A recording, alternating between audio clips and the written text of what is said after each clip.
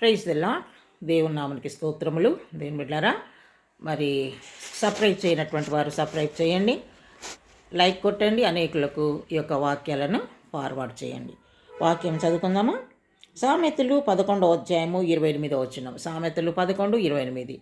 నీతిమంతులు చిగురాకు వలె చిగురింతురు. దేవునికి స్తోత్రం. హల్లెలూయా. నీతిమంతులు చిగురాకు వలె చిగురించుదురు, వృద్ధి పొందుదురు. చిగురాకు వలె వృద్ధి నొందుదురు. దేని బిడ్డారా, నీతిగా న్యాయముగా జీవిస్తున్నటువంటి సమయంలో ఏదైతే నీకు తక్కువైపోతుందో నువ్వు నిరుత్సాహపడవద్దు. దేవుడు అంటున్నాడు, చిగురాకు వలె మీరు వృద్ధి పొందుదురు. చిగురాకు ఎప్పుడు వస్తుంది? చిగురాకు పాతవన్నీ ఊడిపోతూ ఉంటే చెట్టుకు ఏమవుతుంది? కొత్త చిగురు వస్తుంది కదా. అలాగనే దేవుని బిడ్డ, నీ జీవితంలో కూడా ఏదైతే నువ్వు కోల్పోతున్నావో తర్వాత దేవుడు చిగురింపజేసే దేవుడు, ఆశీర్వాదాలను చిగురింపజేసే దేవుడు, ఆశీర్వాదాల చేత నిన్ను నింపే దేవుడు, నేను అభివృద్ధిపరిచే దేవుడు ఆయన.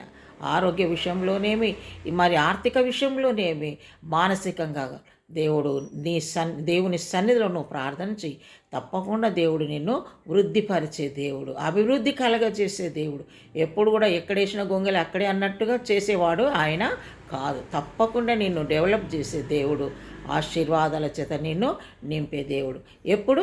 నీతిమంతులుగా జీవించినప్పుడు. నీతిమంతులు చిగురాకు వలె వృద్ధి నొందుతారు. నీతిగా న్యాయంగా నువ్వు జీవించినప్పుడు నువ్వు దేనికి కూడా ధైర్యపడే అవసరం లేదు, కృంగిపోయే అవసరం లేదు. తప్పకుండా దేవుడు నీ జీవితంలో వృద్ధిని, అభివృద్ధిని కలగజేస్తాడు. కాబట్టి అభివృద్ధి కలగజేసే దేవుని వైపు చూడు, ఆశీర్వాదాలు పొందుకో.